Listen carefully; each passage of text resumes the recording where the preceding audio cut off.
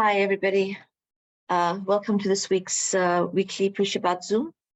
Each week, we gather together the Jewish communities of all 6 GCC countries and our families and friends from around the world to hear an inspirational message before Shabbat, light candles, hear a Dvar Torah, pray, and read a section from the weekly Torah portion. Today, we will hear from Viola, and I would like to say a big thank you to her for joining us from Sydney, where it's almost midnight. And by the way, I just want to add that you look great for someone who's about to go to bed. The Association of Gulf Jewish Communities is the umbrella organization of the Jewish communities of the GCC countries that are building and enhancing Jewish life in the region. While each community is independent, we share a common goal and vision for Jewish life to flourish in the Gulf for the benefit of both residents and visitors. Thank you for joining us today, and we hope you will join us next week as well. To stay updated on Twitter at Gulf Jewish, visit our website, www.gulfjewish.org. Wishing you all a Shabbat Shalom. Wonderful. Thank you, Huda. And now we'll head over to Sue for candlelighting. Thank you.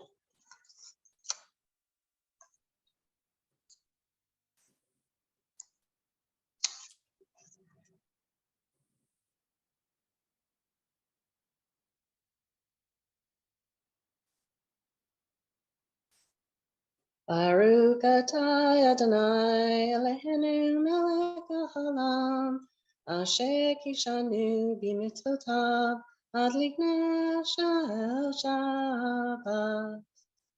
Shabbat Shalom. Amen. Thank you so much, Sue. And now we'll head over to Alex for Yedid Nefesh. Thank you, Ariella. So before starting Yedid Nefesh, I would like to send to all our Emirati friends for the National Day. So it was amazing to see yesterday Benjamin Netanyahu together with the Emirati ambassador having a special event for the Emirati National Day, and things are changing. Really, it's amazing to see how things are changing, and it's a real pleasure to see that. Yedid nefesh avarachaman shochabecha eretzonecha yarot savdecha kemo ayal yishtachabem oladavecha ki yerav lo yedidotecha Mino fetzo v'choletam Adonai ziva olam nafshi cholat avatecha ana eina efana la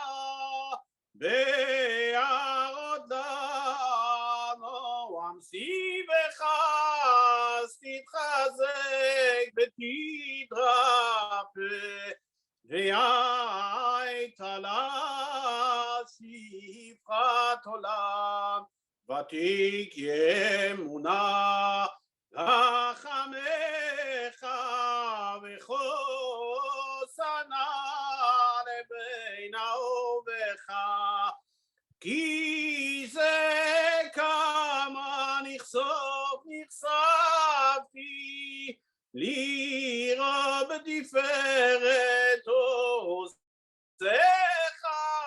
נאה לי מחמד ליבי וחוסנה ואל תתעלם יגאלנה ופרוס חביבי עלי צוקת שלומך תאיר ארץ מרבודך נגילה ונשמחה בך מאתאוב כי במועד וכוננו כי ימי עולם תילי לי לי לי לי תילי לי לי לי לי Tilly lie lie lie lie lie lie la la la la lie. Tilly lie lie lie lie. Tilly lie lie lie lie. Tilly lie lie lie lie lie lie. Thank you so much, Alex. And now we're going to head over to Ephraim for Lecha Dodi. Shabbat Shalom. I want to remind all of you that I chant in a Yemenite way, which means Aleph and Ayin are different, He and Hayt are different, and Taf and Qaf, Kaf and Qaf are different. And additionally, the vowel Sagol, as Judah Levi says 1,000 years ago, is Patah. It's not Segol, it's Sagol. I might have a couple of my children join us. I don't know if they have joined us to go. Okay. And then everybody will repeat that. Please, I hope you don't mind if I unmute yourselves. And Hi, Abba, I'm here. Sorry, I couldn't find the mute button. Abba, yes, okay. I'm here. Unmute yourselves and repeat after me. Lecha Dodi likrat kalla panei Shabbat nagbila. We say nagbila, not nakabla. Okay, nagbila. Okay, so you would all repeat every verse after me. Lecha Dodi likrat kalla panei Shabbat nagbila. Everybody. Lecha Dodi likrat kalla panei Shabbat nagbila. Shamor v'zohar b'dibur ahad yishmi'anu ha'elam biyuhad Adeno echad v'shmo ahad Lishem v'tif'arat v'litzillo. Everybody. Lecha Dodi likrat kalla. I don't hear you. Shabbat nagbila. Likrat Shabbat lekovan nelecho, ki hu mekorab barocho, birash mikadam nasucha, sof nu'aseh b'mahshavati lo. Lecha Dodi likrat kalla everybody, panei Shabbat nagbila. Mikdash malak ir malucha, umisi metocha hafecha, Rab lok Shabbat ve'amek habmacha, vahu yahmol alai chamlo. Everybody, lecha Dodi likrat kalla, panei Shabbat nagbila. You can say in Kabbalah if you want. His orari me offer gomi. Ibshi begditi farat amin. Al yad ben yishoy ben Allah. Arbo al nafshi yungalo. Lecha Dodi likrat kalla. Everybody. Panei Shabbat nagbilo. His orari, kibore kumi ori, shirdabari, keboda dona ola yisnaglo. Lecha Dodi likrat kallo, everybody, panei Shabbat nagbilo. Lo teboshi wa lo tikolami. ما تسحوي وما تهمي بك يا سوءني يا عمي النمنا تعيرت الله Lecha Dodi likrat kalla. Everybody, panei Shabbat nagbilo. وهيو لمسوسايك وروحك كل ما بلعايك ياسيس أولايك إلهيك سمسوس حطان الكلا. Lecha Dodi likrat kalla panei Shabbat nagbilo. يمين واسمالتي فراسي وأثرين وتاريسي هل يجيش بين فرسي ونسمخ ونغيله فدودي لكرة خلا everybody فنشبت نقبيله وإيب الشلم أطارت بعله جنب السمخة بظهره تخامون أمسى الله بوي كلا بوي كلا بوي كلا بوي كلا بوي كلا بوي كلا بوي كلا يشتاقني من نشيب في هويكي ضبيك رداي كالسماء سنهم وتوقع Although this is from the Shir Shirim. That's how we end it with where it says, thank you. Shabbat Shalom. Thank you, Ephraim. It's so nice when we have the chance to hear from you and learn about the Yemeni tunes. So thank you so much for sharing that with us today. And now we'll turn over to Efrat, who's going to introduce today's speaker. Thank you so much, Ariella, and a warm Shabbat Shalom from London. It is my great honor and pleasure to present my dearest friend, Viola, from Sydney. Viola Reichel is the co-founder of Vanishing Pictures Productions, a production house publishing beautiful books and making films about women who have changed the course of history. Her latest release, 1001 Days, Memoirs of an Empress, written by Empress Farah Pahlavi, looks back on her reign over an Iran so modern that it is unrecognizable today. Written just a few years before the Islamic Revolution of 1979. Launched with Her Imperial Majesty at the Center for Middle Eastern Studies at Harvard late last year, the timing of this edition really couldn't be more poignant. Viola is the curator and co-founder of AP8 Art, the first art platform to curate for Net-a-Porter, in addition to being managing director of 1858 Limited Art Advisory, an international firm that works with some of the biggest names in modern art and collecting. She's also an author and award-winning art advisor to fashion and luxury brands, museums, private banks, and family offices worldwide. She's regularly called upon for market insights in the international press and is a regular contributor to CNBC, CNN, and Bloomberg Television News as an expert on the international art market. Viola champions women's voices across art and culture with her board roles and collaborations globally. Viola is a powerhouse in her own right and is also paying it forward to the next generation with her two spectacular girls. Viola, I give you the floor. Thank you, Efrat, and Shabbat Shalom, everyone from Sydney. And it's well and truly Shabbat here. As Huda mentioned, it's just after 11 p.m. here, and I lit candles and had a beautiful Shabbat dinner with my daughters and parents and told them all about meeting with you all this evening.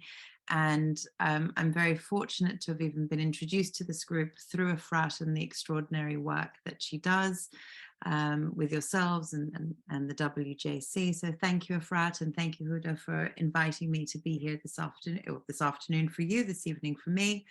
I wanted to share with you a project that's very near to my heart. And as Efrat mentioned to you, our latest release, and it's something that we're working on very actively with Her Imperial Majesty Farah Pahlavi, and give you a sneak peek of what's to come also.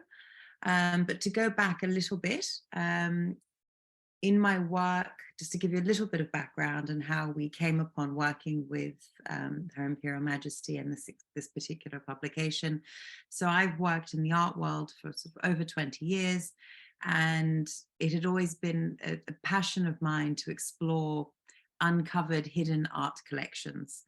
And in doing so, I couldn't go much further than the extraordinary art collection that Her Majesty had put together at the Tehran Museum of Contemporary Art prior to the revolution. And so we put together a beautiful book which came out in 2018, was published by Assouline, called Iran Modern, the Empress of Art.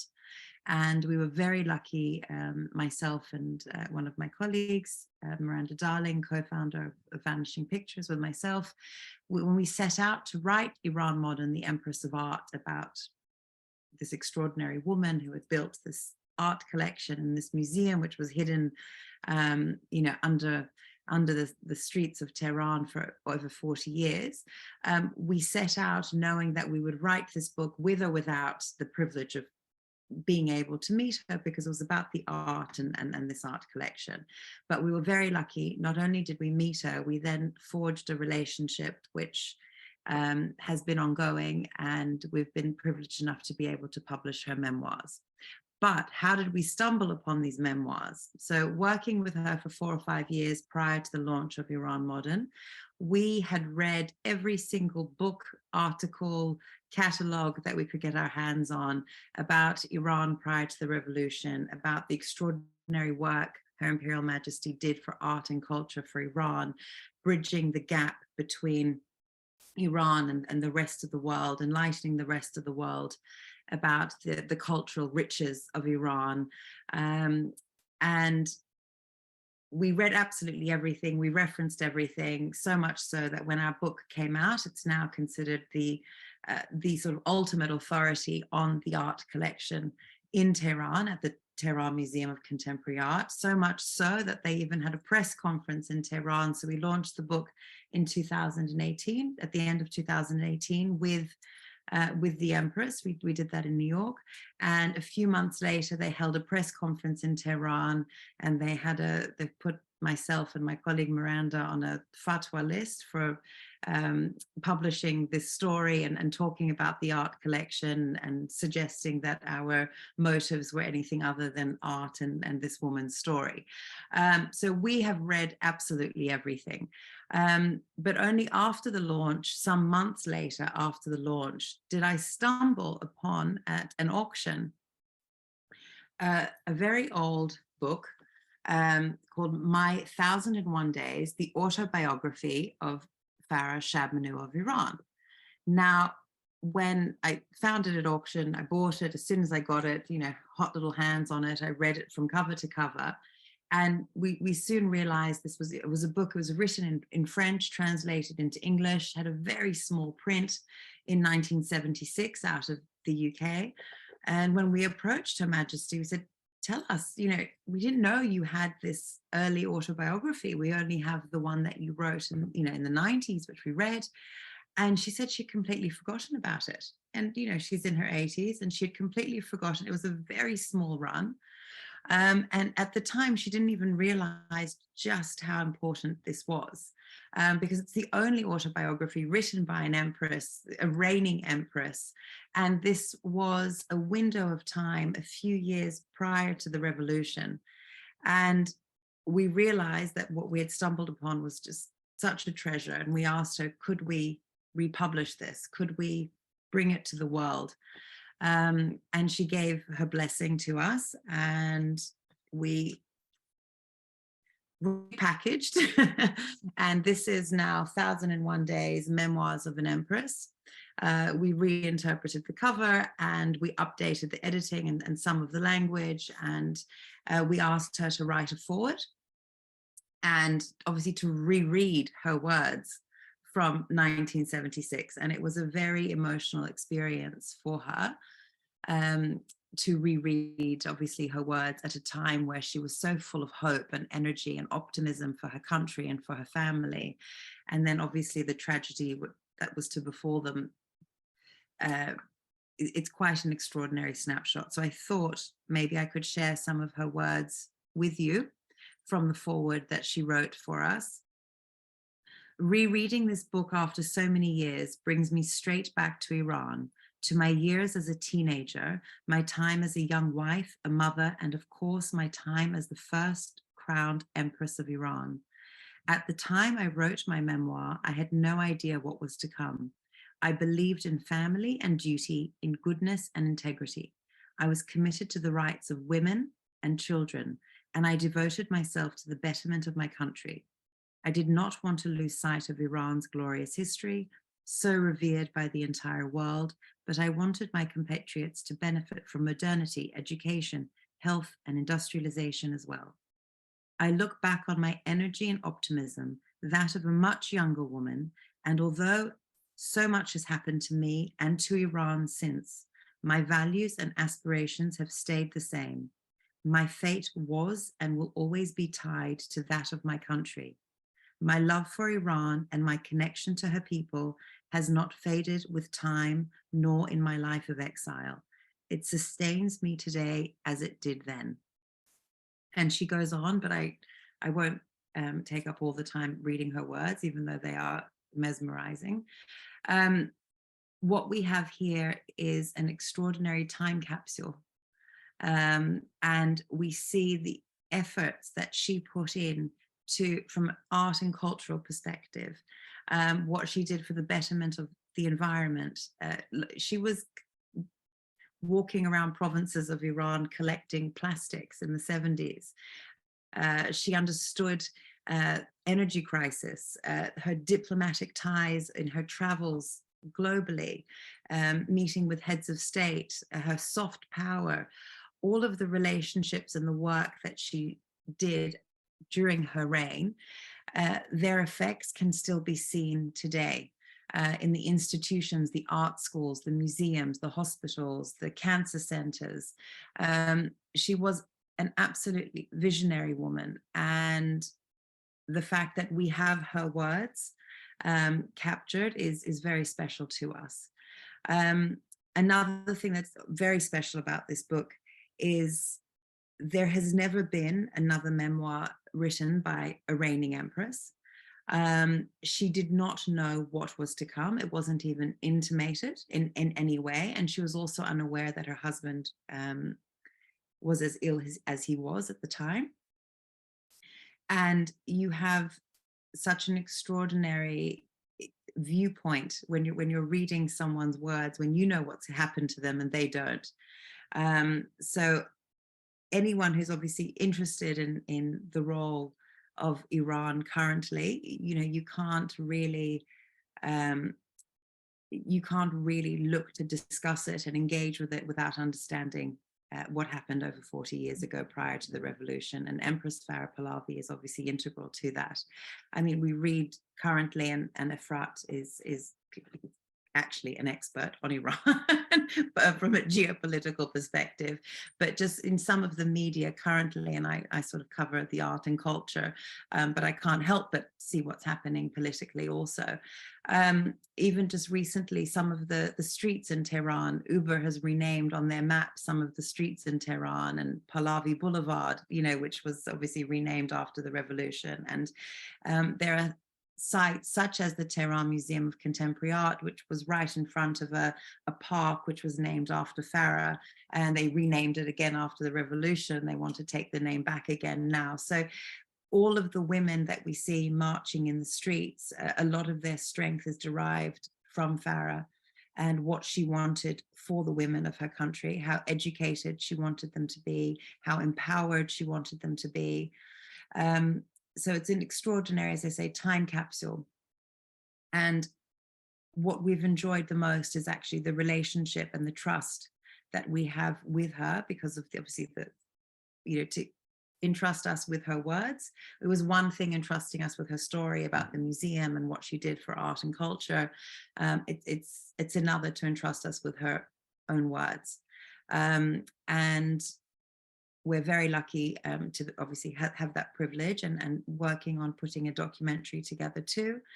And it's been such a success, this particular book, which we launched with Harvard last year. And that was a sort of softer, quieter launch because there were still COVID restrictions on campus. So next year we will be traveling with her, meeting with her in Paris and in the US, and doing a much bigger launch for 1001 Days, Memoirs of an Empress. But we are also working on, and I can share with you, but we're also working on republishing the memoirs of the Shah's, the late Shah's twin sister, The family have given us the rights to republish those, which we're very excited about. And as you can see, we're very interested in telling the story of women whose stories, whose lives obviously have impacted and changed history, but whose stories have not been given the opportunity to be seen in a modern context and have given enough time in the sun, so to speak. And now is their time. Now is when we want their stories and voices to be heard in a contemporary context. And that's what Vanishing Pictures is all about, telling the stories of women who are often forgotten in the sands of time or behind their husbands, twin brothers, roles. And so we want to bring these stories to life.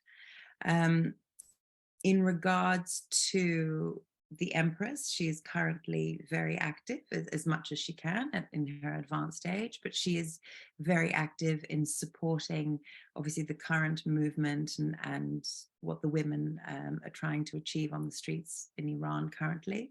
She's doing whatever she can from the US. Her son is in Maryland. She spends her time between Paris and Maryland. She, even prior to this recent wave, this current revolution, she was very active, and she remains active on a daily basis. She puts phone calls into constantly calling people in Iran to give them hope, to give them energy, motivation. So she has been supporting her compatriots constantly since she left. And she said it's the greatest source of hope for her, is to continue to maintain that connection and support them in any way that she can. She has now taken to using 1001 Days as a calling card, so to speak, when she receives official guests and dignitaries. She's giving them signed copies of this because she feels that even though these words obviously were written in 1976, they're even more poignant today, and this has become her calling card now. And she makes sure that anyone who comes to visit her leaves with one of these, which is a very, we're very proud of that. And very happy to be able to share it with you today, and I hope you all managed to find a copy. There is a bit of advice that she's given us, you know, as women also, forging our way as mothers and trying to do our best in the world. No matter what happens in life, her view is an incredibly optimistic one. She says that I believe in my heart that the seeds you sow with love and hope never die, and that light will overcome darkness, and I will have faith in this forever. When I was 38 years of age, I expressed that one's duty is to live like a real human being and not allow the vagaries of life to crush and humiliate the soul. I believe that more than ever. I have tried to live as proof of that. So we continue to seek inspiration from her constantly, and she has often told us she doesn't want it to be said that she was never able to return to Iran. So while she has obviously grown accustomed to life in exile, she does have hope that she will return, and we certainly hope that we will return with her and to, you know, to be there with her. And it does feel incredibly timely now, and that's why next year we're going to spend a considerable amount of time with her and trying to share as much of her message as we can around the world. Wow, thank you so much. Can you just tell us, for those of us who would love to read the book, where can we find it? I wish there was a swipe up feature, but if you go on to Amazon, and 1001 Days, Empress Farah Pahlavi, that's the cover. Yes, it's been selling very well. We're very happy about that. It's done incredibly well. We haven't translated it yet. We have actually had offers to have it translated and driven into Iran. we've been a little skeptical about that. But that has been, someone has approached us to do that. We thought maybe with the fatwas we've already got, maybe we'll just, lay low for a little while. I think they've got other things to worry about, but Wise move. Wise move. yeah, But exactly. I see that Avi has put in the group that he purchased a copy. There's only 30 left. There's 43 people on this call, so the first 30 get the first 30 copies that are left. Oh, So well, this does thank you feel a very little much, bit like Avi. Home Shopping Network. Well, hurry up, there's only 30 left. Exactly. There's literally 30 left. And there's 43 people. So if you all beat me to the link while I'm introducing our next speaker, then I'll have to borrow from someone. But thank you so much for sharing that. And I hope we'll have the opportunity to hear about some of the other projects that you're working on as well. Sounds really fascinating. Pleasure. And thank you very for much joining to us. Huda and to Efrat. And these are the sort of women that we need forging the way, and very, very, very privileged to be here with you this evening. So thank you so much. Thank you. And now we're going to turn it over to Rabbi Julie Schoenfeld, who's going to give it to our Torah this week. Thank you. Thank you. And following on that fascinating presentation, I want to talk about this week's parasha, Parshat Vayetze. And the theme I want to discuss is, first of all, to note that, increasingly in countries around the world, loneliness and isolation are identified as one of the greatest public health challenges of our time, affecting not only our mental health, but also putting us at significantly higher risk of illnesses such as heart disease or stroke. And while our loneliness is attributed to causes such as digital media, the aftermath of the global pandemic, our ancestors also faced loneliness and isolation. Our Parsha Vayetze opens to find our ancestor Yaakov profoundly isolated in the wilderness. It is here that Yaakov has his famous dream of angels going up and down a ladder to heaven. But the drama of the dream sequence can distract us from the remarkable circumstances in which this week's story unfolds. Because of conflict with his brother Esav, Yaakov leaves his home and family in Beersheba to journey to Haran. Now, Isaac's father, Jacob's father, Isaac, was praised by the rabbis for never having left the land of Israel. Jacob's grandfather, Abraham, left Haran specifically to go to the land of Israel. But Jacob leaves the land of Israel to go back to Haran. He not only journeys alone, but must spend the night alone in the wilderness, something that the Torah shows us over and over again is thought to be too dangerous to do. A few examples: Abraham's welcome to strangers at the opening of his tent is directly connected to the reason why he merits receiving the blessing. Hagar's being sent into the wilderness with Ishmael is viewed as a death sentence for both of them. The Israelites form a nation whose character and culture is defined by what they learn in overcoming the challenges they face in the wilderness. And on a personal note, since this is a gathering directed specifically for Jews in the Gulf states, I must say that I personally find the physical environment of the desert to be quite profound and sometimes a bit unnerving. And I feel whenever I'm traveling in the Middle East that I only really understand the Torah and its settings there and don't really understand them when I'm elsewhere. Yet somehow Yaakov must find a way to sleep in a place that is uninhabitable. There's no one else around for him to stay with. In chapter 28, verse 11, when Yaakov goes to lay his head down upon a stone he finds, the Torah uses the word makom, or place, 3 times. He came upon a certain place. He takes one of the stones of that place. He lays down in that place. Rashi associates the use of the word makom with Har Moriah. The Torah told us that Abraham went towards a place he saw in the distance, and we know that it is there that he is given the horrible instruction to sacrifice his own son Isaac. So on top of everything else, Jacob chooses to spend the night to go to sleep in precisely the place that his grandfather was called to sacrifice his father. But the word makom has another meaning in the Torah.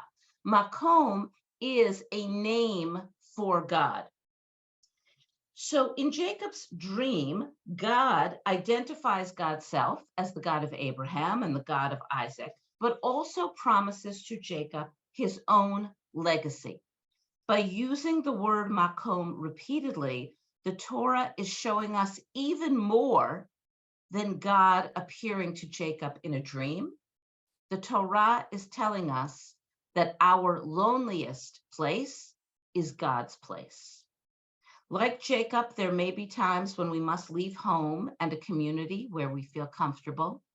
Like Jacob, there may even be times when we feel we are going backwards, as Jacob must have felt leaving the land of Israel to go back to the place from which his grandfather left.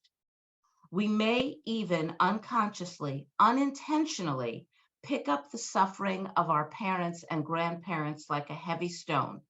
We struggle to sleep peacefully and dream of our own future while the traumas of past generations are near at hand. But this week's Parsha comes to teach us that the place that seems the most desolate is the place where we find God, where God is with us, waiting to accompany us to our own unique destiny. Even when we feel lonely, we are never truly alone. Shabbat Shalom. Thank you so much. And now we'll turn over to Alex, who's going to read the Parsha for us this week. ויזכור אלוהים את רחל, וישמע אליה אלוהים, ויפתח את חכמה, ותח ותלד בן, ותאמר, אסף אלוהים את חרפתי, ותקרא את שמו יוסף לאמור, יוסף אדוני לי בן אחר, ויהי כאשר ילדה רחל את יוסף, ויאמר יעקב אל לבן, שלחני ואלך אל מקומי ולארצי, תהנה את נשי ואת ילדיי, אשר עבדתי אותך בהן ואליך, כי אתה ידעת את עבודתי אשר עבדתיך. ויאמר אליו לבן, אם נא מצאתי חן בעיניך, ניחשתי, ויברכני אדוני בגללך. Thank you, Alex. And now Eric's going to read the translation. Having to follow Alex is a tough one. Now God remembered Rachel, God heeded her and opened her womb. She conceived and bore a son and said, God has taken away my disgrace. So she named him Joseph, which is to say, may Adonai add another son for me. And Rachel had borne Joseph. After Rachel had borne Joseph, Jacob said to Laban, give me leave to go back to my own homeland. Give me my wives and my children for whom I have served you, that I may go. For well you know what services I have rendered you. But Laban said to him, if you will indulge me, I have learned my divination that Adonai has blessed me on your account. Shabbat Shalom. Thank you so much, Eric. And now we're going to turn over to John, who's going to read the prayer for peace.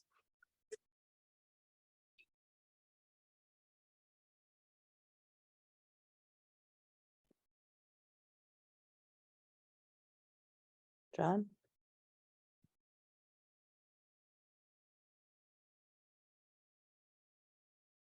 I think you might be on mute. Okay, we'll skip around the order for a second. We'll go to Tal, who's going to do the prayer for the GCC. I thought you were going to unmute me before I began. Nope. Yeah. All right, let's go. This is, you mean I actually have to do something? Excuse me, sorry. Lord of peace, divine ruler, to whom peace belongs, master of peace, creator of all things, may it be your will to put an end to war and bloodshed on earth, and to spread a great and wonderful peace over the whole world. Help us and save us all, and let us cling tightly to the virtue of peace. Let there be a truly great peace between every person and their fellow, and let there be no discord between people, even in their hearts. Let us never shame any person on earth, great or small. May it be granted unto us to fulfill thy commandment to love thy neighbor as thyself. With all our hearts and souls and bodies and possessions, God, who is peace, bless us with peace. Thank you. Shabbat Shalom. Thank you so much, John. And now we'll go over to Tal for the prayer for the GCC.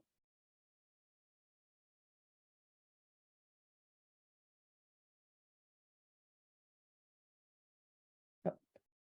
Tal, I think a little trouble hearing you.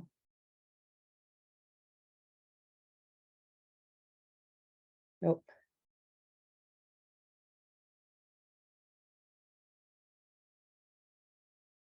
Nope.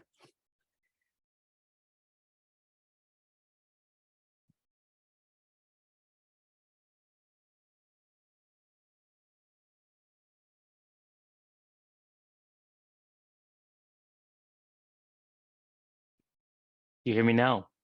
Perfect. May he who gives salvation to kings and dominion to princes, whose kingdom is an everlasting kingdom, who delivers his servant David from the evil sword, who makes a way in the sea and a path through the mighty waters, bless and protect, guard and help, exalt, magnify, and uplift His Majesty the King of Saudi Arabia, His Majesty the King of Bahrain, His Majesty the Sultan of Oman, His Highness the President of the UAE, His Highness the Emir of Kuwait, and His Highness the Emir of Qatar, and all their crown princes, and may the Supreme King of Kings in His mercy put a spirit of wisdom and understanding into their hearts and the hearts of all their counselors and officials to deal kindly with us, the house of Jacob, and all the people of this land. Be their shelter and stronghold, and let them not falter in their days and in hours. May these lands be blessed with stability, prosperity, and peace. May this be His will, and let us say Amen. Thank you so much, Tal. And before we close out with Shalom Aleichem, just a quick reminder, please join us again next Friday, same time, same place, and same Zoom link. And we look forward to hearing, next week we'll be hearing from Liron Zaslansky, who's Israel's Consul General here to Dubai. So please join us. And now over to Steve for Shalom Aleichem. Thank you. In memory of my great-grandma, Ganesia from Boston, that she passed away from the Spanish flu in childbirth in 1918. We'll sing this in her memory. Shalom Aleichem, Malachei Asharet, Malachei Elyon, Mimelech Malchei HaMelachim, HaGadosh Baruch Hu, Boachem Shalom Malachei Shalom, Malachei Elyon, Mimelech Malchei HaMelachim, HaGadosh Baruch Hu, Baruchuni LeShalom, Malachei Shalom, Malachei Elyon, Mimelech Malchei HaMelachim, HaGadosh Baruch Hu, Beshivtechem LeShalom, Malachei Shalom, Malachei Elyon, Mimelech Malchei HaMelachim, HaGadosh Baruch Hu, Bezetchem LeShalom, Malachei Shalom, Malachei Elyon, Mimelech Malchei HaMelachim, HaGadosh Baruch Hu. Shabbat Shalom. Shabbat Shalom, everyone. Shabbat Shalom. Shabbat Shalom. Shabbat Shalom. Shalom. Shabbat Shalom. Shabbat Shalom. Shabbat Shalom. Shabbat Shalom. Shabbat Shalom.